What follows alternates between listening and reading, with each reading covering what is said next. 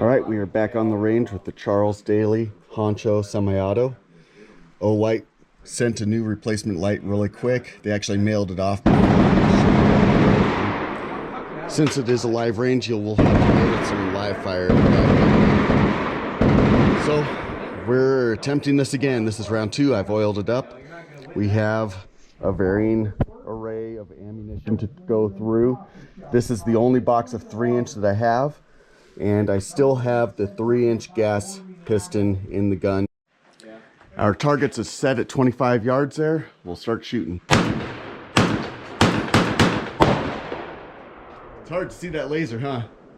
Oh, there it is. Where is it? Ha! There it is. There you got it. Stanky. Yeah.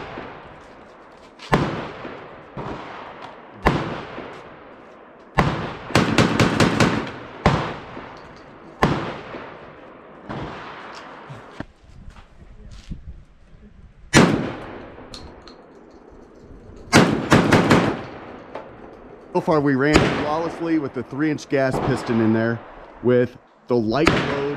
This is 1290 foot per second, federal 7.5.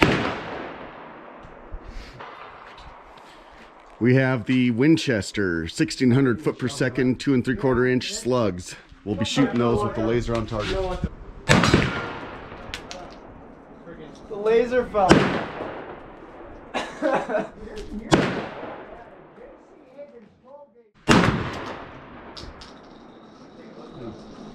I had a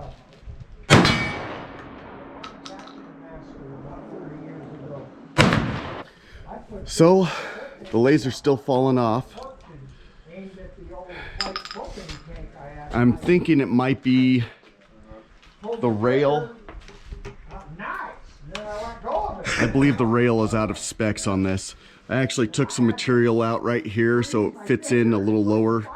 It was held off too high. I bet you the rail is out of specs though, and so it's not grabbing tight enough. Hold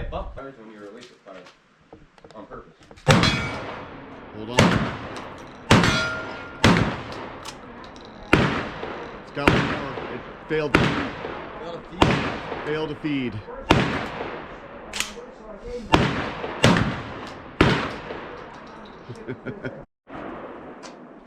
So now we've got some Rio number 4 buck 2 3/4 inch shells. I don't know the velocity on this, but we'll see if it runs.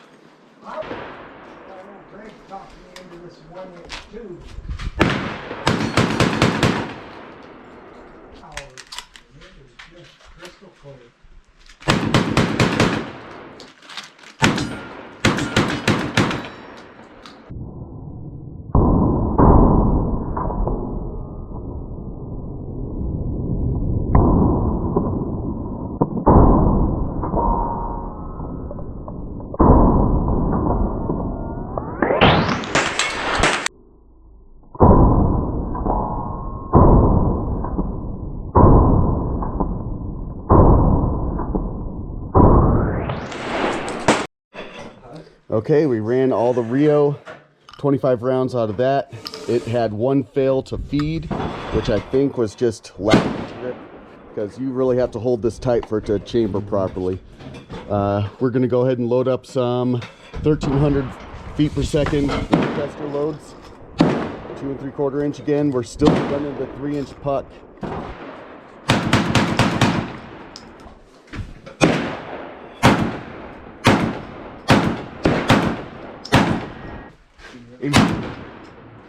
Go ahead. Stinks.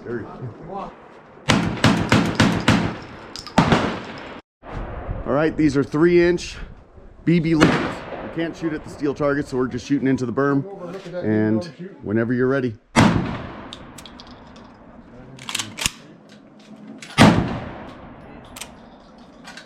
Hold on tight. Yep.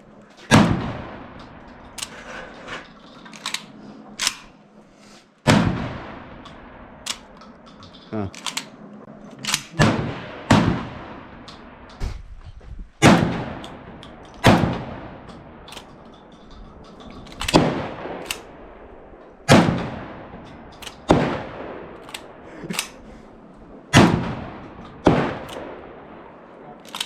launching way over there. It's got some oomph to it. Yeah, it does.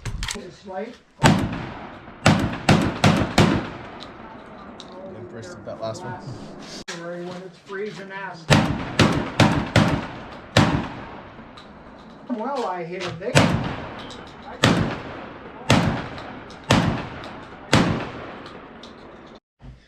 Okay, we are back from the range now, and so we are going to go over the good, bad, and ugly with this shotgun. So, it's a fun shotgun. It's a blast to shoot at the range. I mean, it does operate pretty well. As far as the instruction manual goes, it's very poorly written. It does not discuss at all the parts included, or really, I mean, it does go over the disassembly, but it does not talk about the gas pistons. And so I'm still kind of in a guessing game because they are not labeled. I'm assuming that the gas piston that was installed in it when I purchased it was the 2 3/4 inch. And I could have these reversed. So I could be shooting this with the, thinking I've got the 3-inch gas piston in there. I could be shooting it in reality with the 2 3/4, because it does not say in the manual at all what you're using. So that being said, your guess is as good as mine. Now, the bad on the shotgun. So this is advertised as an accessory rail. It does not say specifically Picatinny rail, Weaver rail, or anything else. It just says accessory rail. So, you know, as far as specs go, we can measure this out real quick. Here I've got a known good, this is actually a Picatinny rail here, 1913, and we'll zero out the calipers. And this is measured in inches. So we've got 0.832 inches, 0.831, 0.832. It's supposed to be within 0.835 is the spec, with 0.005 variance in there. The accessory rail that this comes with is 0.805. So it is narrower in width, and let's go ahead and check the grooves. So the groove is supposed to be 0.0, or sorry, not 0.0.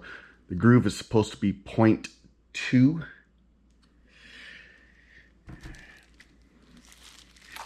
It's supposed to actually be 0.206. And they give you a 0.008 tolerance there. We have, I actually widened this one and made it deeper. We have 0.174. So we're 0.03 out of tolerance. And as far as the depth goes, this one's going to be a little bit harder to measure. I've got 0.061. And that, let's see, what do we have for depth there? We show it's supposed to be 0.118. So this is supposed to be 0.118, almost double in depth. So we're just kind of eyeballing this.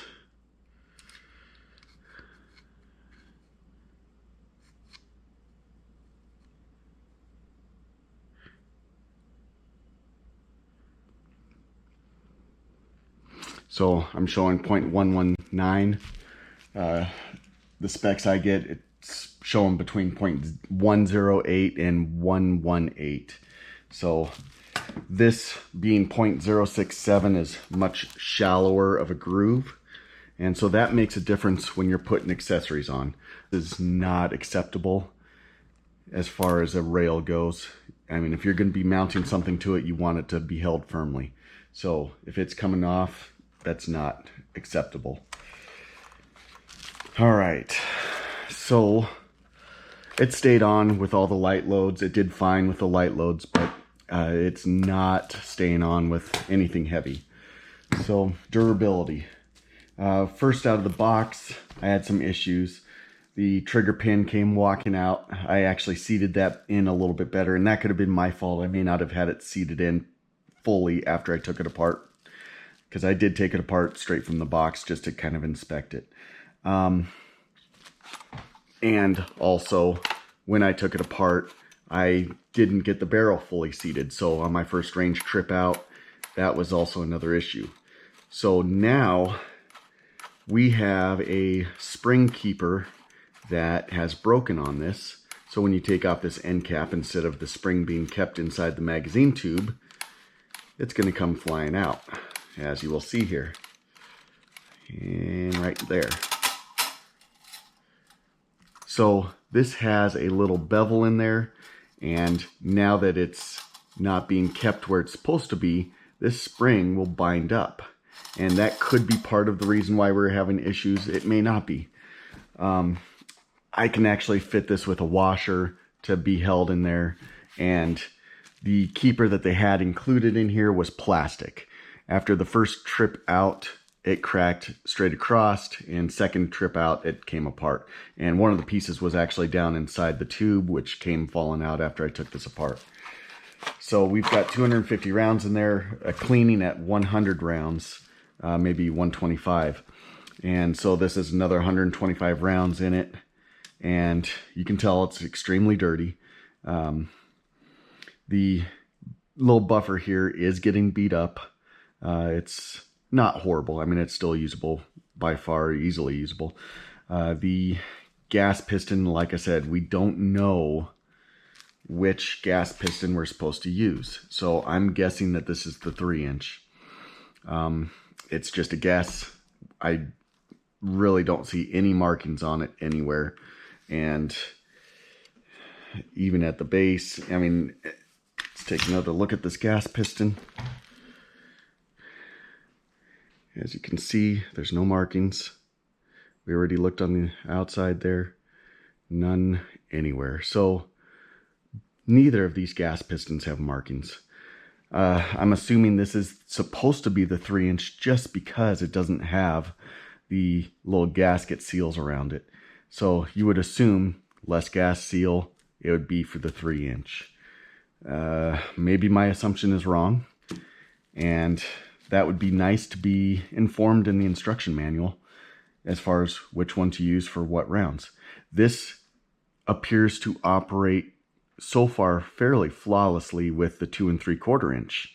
Even the light loads, the Federal, it was 1290 foot per second, 7.5 shot. It ran that whole box flawlessly, and moving on up to the 1300 and the 1400 feet per second rounds, it ran those flawlessly. We did have a hiccup with the slugs. When Brandon was shooting this with the slugs, he may have had a light grip on it, and that had a failure to feed, and it could even be just the buildup, because at that point we had about 100 rounds through this. Well, 75. So we were at 75 rounds through this before we hit the slugs. The number 4 buckshot ran flawless, and then we went back to the slugs afterwards, and then they ran flawless as well. We started running into issues when we ran the 3-inch. So if this is supposed to be the 2 3/4 inch, that would explain why. But we were getting most of the 3-inch rounds a failure to feed. And if this is supposed to be the 3-inch, that's a big deal. When I first had it out of the box, I ran one magazine with the 2 3/4 inch gas piston, and it ran fine with those ones. I didn't want to cause any damage to the buffer there. If it's over gassing, it would eventually beat up that buffer to the point where it would be unusable. And right now, Charles Daly website does not offer any accessory parts, replacement parts, I should say, for this. And so I don't want to break anything just yet. So I'll be contacting Charles Daly to let him know about the magazine keeper for the spring, and let them know that that failed right away. It was a plastic part, and it shouldn't be. So that, and I'd like to order another buffer just to have it on hand And they may have these available with their other shotguns. I'm not certain yet. So at any rate, I'll be contacting them for that and for information on whether or not this is the proper piston for 3" or 2 3/4. I'd like to have it operate with just one piston. So if that's the 3" and it's operating the 2 3/4 just fine, that is actually ideal for my situation, at least. This piston ran the Brennecke loads just fine, and so those are a little bit more powerful load than the birdshot that I was shooting, but still it ran that just fine. But it seems to be running the lighter loads just fine too now. So after lubing this up initially, it ran much better than the first trip out. So I'll be cleaning this up again, and I'll be hitting the range again with it. But as far as the final review goes, though, it depends on your intent on what you plan on using this for. I'm planning on using this as a backpacking gun up in Alaska, and I need it to operate flawlessly. And it's not quite there yet.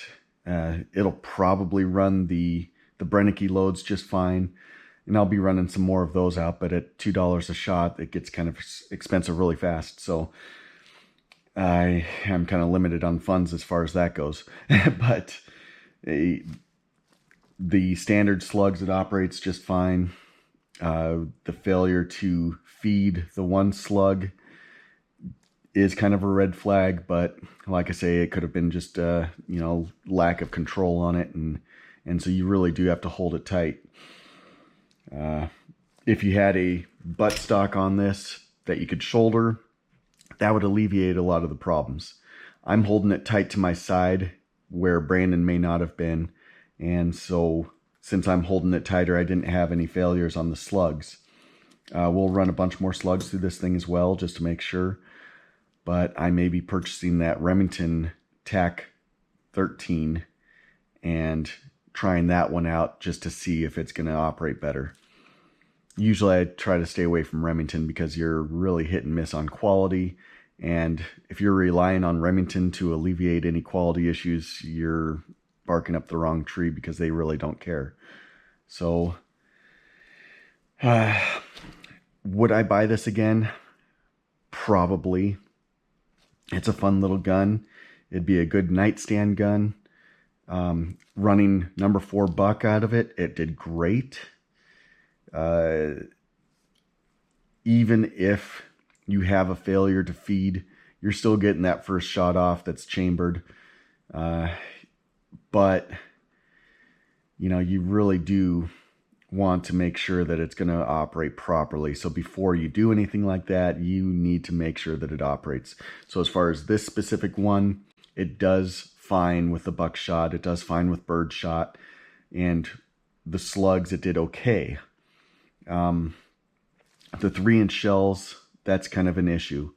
I need it to operate better with 3". The Brennecke loads are 3", and so before I rely on this 100%, I need it to operate those 100%. So as far as that goes, I'm calling this more of a novelty, fun range gun. So for the price point that this is at, it's an inexpensive comparison to the Remington. I think I will try that Remington out just to see. I have a feeling the gas porting and the recoil system of the Remington may be slightly better quality than what this Charles Daly is. So that may be the next one that I try out just to make sure that it operates better. And if the operation of that is flawless, then that'll be the one that I'm taking with me. I'll probably run another 1,000 rounds through this thing, see how it holds up. I'm going to replace the spring keeper with a metal one. I've got washers laying around that'll fit just fine in there, and so that'll keep the spring in place at least. Part of the issue is when the spring bunches up into the end cap here, you're going to have not only less spring pressure, but as it starts to go back into the magazine tube, you might have 5 or 6 coils stuffed in this cap that then can't feed down the tube And so you're reducing your spring pressure as you're getting more and more rounds in. Fun little firearm. It's nice and compact. And so I do like it for that. It's lightweight, you know, being around the 6 pounds, probably 7 loaded. It's easy to carry. I do like that it's got sling swivels. So that's a big bonus, that you can easily carry it around a shoulder or right in front of your chest area. And so that's kind of a large plus on this. Remington is now having accessories available for theirs to where you can put a sling as well as an accessory on their front barrel band. So that barrel band has a spot that you can mount on both sides, an accessory rail as well as a sling swivel. So that's going to help a bit with making that decision too. I don't like the sling plate, especially where your hand goes. I understand that the plate's going to be coming out on this side, but still, if you smash your thumb against that in any way, that's going to be a pretty bad day. But if you're firing this in a situation like that, you're hoping that the receiving end's day is going to be worse. So even if it's a round or two, but you still don't want to get chewed up in the process of it. So I have not put on the sling swivel and fired it yet, so I'll be doing that as well. And I shouldn't say swivel, it's just a sling plate. And so I'll put that on and we'll take a few shots with it. Holding this up as you're firing to view down it is not the best scenario because it wants to jump out of your hands. So getting a good grip on this, it is textured, but getting a good grip without it slipping out when you fire is difficult. And so that's another benefit that Remington has, is they've actually got a strap that goes around your hand. So it's more of a hip shooting only. The Remington, you can hold it up, and having that front strap keeps it from jumping out of your hand and relying on just the bird's head grip as stabilizer. So as far as safety goes, this is better just a hip shooter only. Unfortunately, I didn't get to show off the shirt that Dan got me, but this is a bareback riding Abe Lincoln with AR rifle and Constitution. So wanted to show that off a little bit too. Thank you for joining us at the range. Be sure to like and subscribe, and I will be doing some more future gun videos as well as hiking again. Another range trip before the snow gets too deep. It is starting to fall right now, you know, beginning of January, perfect time for snow in Idaho. But so we've had kind of a weird winter, which makes it kind of nice for these videos. But join us again. Thank you.